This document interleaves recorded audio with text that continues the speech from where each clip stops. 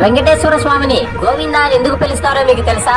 ఒకనాడు వెంకటేశ్వర స్వామి వారు అగస్త్యముని దగ్గరికి వెళ్తారు. అగస్త్యమునితో నా పేరు శ్రీనివాసులు అంటారు. నీ దగ్గర చాలా గోవులు ఉన్నాయని తెలిసి వచ్చాను, అందులో ఒక దానిని ఇవ్వవా అని స్వామి వారు అగస్త్యమునితో అడుగుతారు. అప్పుడు అగస్త్యముని ఎంతో సంతోషించి, స్వామి మీకు ఇవ్వడానికి నాకు ఎటువంటి అభ్యంతరం లేదు, కానీ వేదాల ప్రకారం సహచారిని ఉంటే గాని గోవుని ఇవ్వకూడదు అని అంటారు. కాబట్టి స్వామి మీరు సతీమణితో మరోసారి రాగలరు అని చెప్పాడు. అప్పుడు స్వామి వారు సరే అని వెళ్లిపోతారు. ఒక రోజు అగస్త్యముని ఆశ్రమంలో లేనప్పుడు పద్మావతి అమ్మవారు సతీ సమేతంగా ఆశ్రమానికి వస్తారు స్వామివారు. అప్పుడు ఆశ్రమంలో ఉన్న శిష్యుడిని స్వామివారు అడుగుతారు. అప్పుడు ఆ శిష్యుడు, మా గురువు గారు లేరు, ఆయన ఆదేశాలు లేకుండా నేను ఏమి చేయలేను, మీరు మరొకసారి ఆయన ఉన్నప్పుడు గోవుని తీసుకుని పోండి అని శిష్యుడు పలుకుతాడు. దాంతో స్వామివారు ఆగ్రహించి తిరుమల కొండ వైపు గబగబా నడుచుకుంటూ వెళ్తారు. అందులో అగస్త్యముని ఆశ్రమానికి రాగానే శిష్యుడు జరిగినంతా వివరిస్తాడు. అప్పుడు అగస్త్యముని ఒక గోవుని తీసుకొని కొంతమంది శిష్యులను వెంట పెట్టుకుని శ్రీనివాస స్వామి వైపు పరిగెడతారు. అప్పుడు స్వామివారు కాస్త దూరంలో కనిపించాక అప్పుడు ముని స్వామి